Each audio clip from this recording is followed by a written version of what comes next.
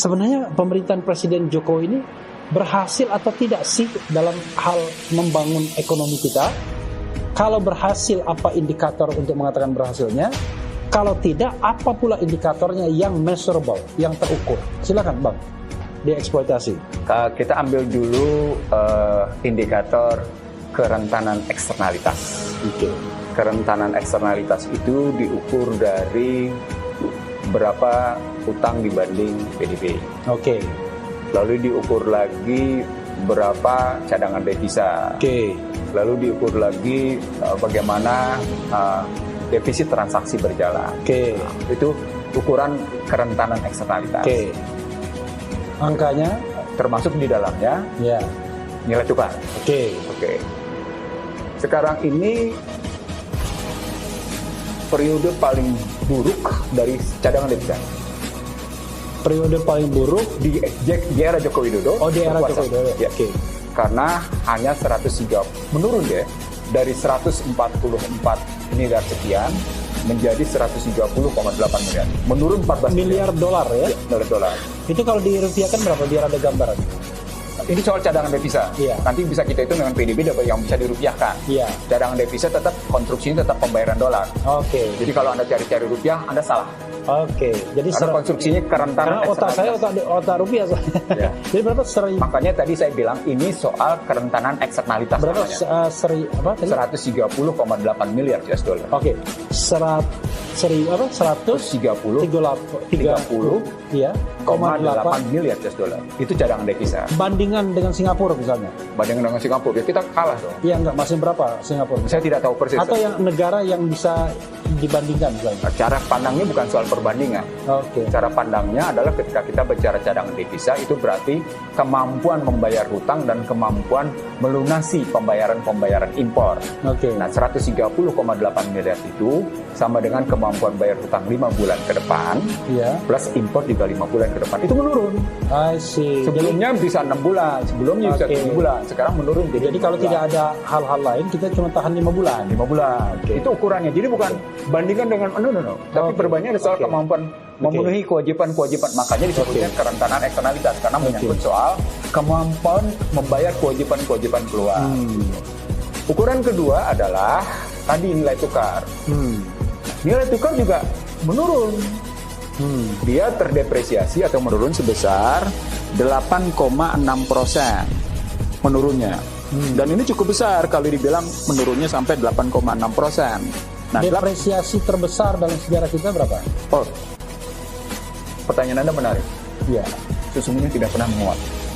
Oke, ya selalu turun-turun terus ya nilai rupiah kan? Artinya ada kesalahan sistem perekonomian. Ketika pertanyaan Anda seperti itu, menunjukkan bahwa sesungguhnya perekonomian Indonesia tidak pernah menguat. Inilah jawaban kenapa mereka ingin redenominasi. Karena pada hakikatnya nilai tukar rupiah selalu jatuh terhadap US dollar. Oke. Itu ngelihatnya. Tahu Anda berapa asal muasalnya? Ini kenapa tadi itu? Tahu kenapa kayak gitu kebijakannya?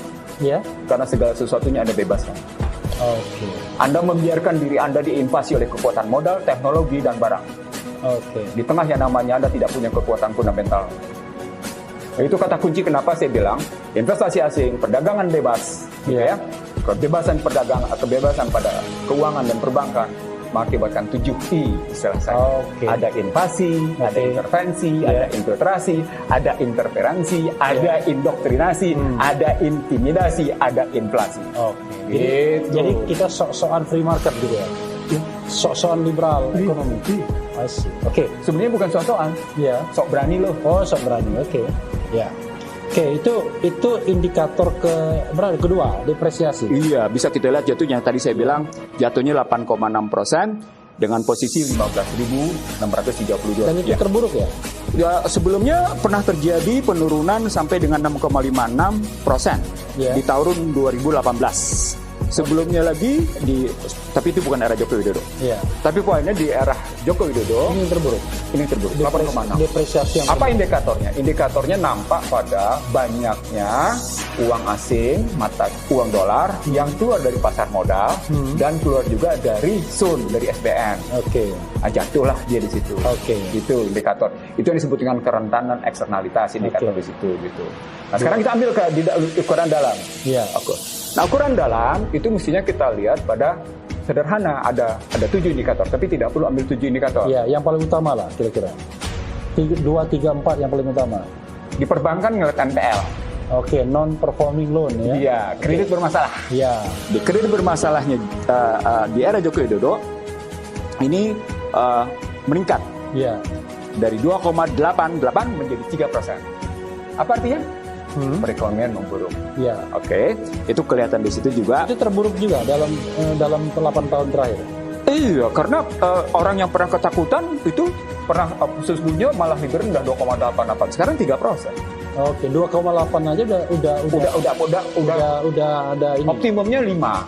Iya. NPL itu optimumnya 5. Tapi sesungguhnya ketika Joko Widodo banyak orang cemas pada kondisi perekonomian di era Joko Widodo pada 2018 kemarin, 2019 gitu ya. Sesungguhnya cuma 2,88. Sekarang sampai 3%. Kredit bermasalah. Apa poinnya? Poinnya begitu banyak pengusaha yang mengalami kesulitan, terutama UMKM. Makanya kemudian mereka menghadapi kesulitan untuk mengembalikan. Iya kan? Iya, kenapa? Iya, karena NPL ya. NPL. Iya. Apa poinnya berarti? Dunia usaha merosot. Oke. Apa artinya berarti? Iya. Daya beli menurun. Artinya di sini yang saya bilang sejak awal, sejak 2015 para ekonom yang pendukung era Joko Widodo ini selalu menyanggah, menolak tentang penurunan daya beli. Ini omongan 2015 saya di sebuah TV swasta, franchise ya. Yeah. Saya bilang nggak bisa, Anda mesti realistis bahwa yang sedang terjadi adalah penurunan daya beli. Mereka menolak dengan berbagai argumen. Silahkan Anda tolak. Silahkan Anda beli iklan untuk menyatakan daya beli tidak menurun. Tapi angka menyatakan daya beli Itu 2015. sampai dengan sekarang. Enggak, artinya 2015 saja itu tidak seburuk sekarang. Iya. Ini lebih buruk. Oke. Pertanyaannya kenapa sampai kayak gitu? Iya. Artinya ini pakai kerangka makro. Iya. APBN, program pemulihan ekonomi nasional, tidak efektif. Itu ceritanya. Artinya segala kartu yang dikeluarkan oleh Joko Widodo tidak meleverage daya beli, tidak meleverage purchasing power parity. Maka ketika IMF menganalisis ekonomi Indonesia akan menjadi posisi terbaik dalam hitungan berikutnya pada purchasing power parity, purchasing power itu artinya daya beli, paritas daya beli. Iya. Pertanyaan besarnya, siapa yang punya daya beli paritas paling bagus pada era itu? Angka membuktikan yang saya punya, yang punya daya beli bagus adalah korporasi. Oke. Bukan individu warga negara Indonesia. Oke. Itu mana indikatornya? Gini rasio, I see. tingkat ketimpangan, gitu. Jadi kalau ngambil angka-angka itu konkret. Misalnya sekarang di Desember 2022, nggak mampu tuh nurunin dari 0,384. Tetap aja dia bertengger 0,385, 0,38. Apa itu? Gini rasionya. I see. Artinya lagi-lagi kalau diambil pada pembiayaan untuk mengentaskan kemiskinan, gitu ya, untuk mengatasi pengangguran, belanja negara di bidang pembelanjaan itu tidak efektif. Apa indikator berikutnya? Buruknya serapan anggaran. Dan itu diakui. Serapan anggaran per November itu cuma bergerak 62 sampai dengan 65%. Kenapa terburu-buru?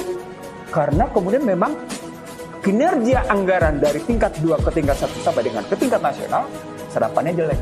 Oke. Itu another story ya, karena orang kan pasti yang awam kata loh, berarti duit ada dong, tapi nggak diserap. Tapi itu yang soal yang lain. Oke. Jadi indikator yang domestiknya tadi ya, itu satu, ini baru satu kan? Kedua sudah apa? Gini rasio. Oh, gini rasio itu tahu. Ya, kemiskinan, pengangguran, Oke. gitu kan, NPL salah satunya indikatornya gitu. Oke. Nah, lalu kalau kita lihat sekarang kemiskinan, angka kemiskinan memang Gini rasio itu daya beli ya? Ketimpangan. Ini rasio ketimpangan. Ketimpangan apa yang mengukurnya apa ketimpangannya? Berapa besarnya pendapatan Dan di para pihak 40% terbawah dibanding dengan 20% teratas, dibanding lagi dengan 40% menengah. Itu cara ngukurnya gitu. Dan makin besar angkanya 0, sekian persen berarti makin tinggi ketimpangan. makin tinggi. Berarti makin ini narrow semakin bagus. Iya. Oke. Dan tidak ada yang nol pasti ya. Oh, siapa bilang? Ada. Negara siapa? Qatar Oh, Qatar 0,0. Deket dia. Pantas saja dia bisa Piala Dunia. Anda baru lahir, Anda sudah dapat uang. Di Uni Emirat Arab Di Qatar begini sama. Artinya bagaimana kata kuncinya sesungguhnya sederhana. Bagaimana Anda menarik relasi sumber daya, produksi dan supply chain, mata rantai pasokan. Sepanjang yang namanya sumber daya, produksi dan mata rantai pasokan pada hajat hidup orang banyak tetap dikuasai oleh negara dan dikembalikan kepada rakyat, maka Anda akan menghadapi yang disebut dengan Gini rasio rendah.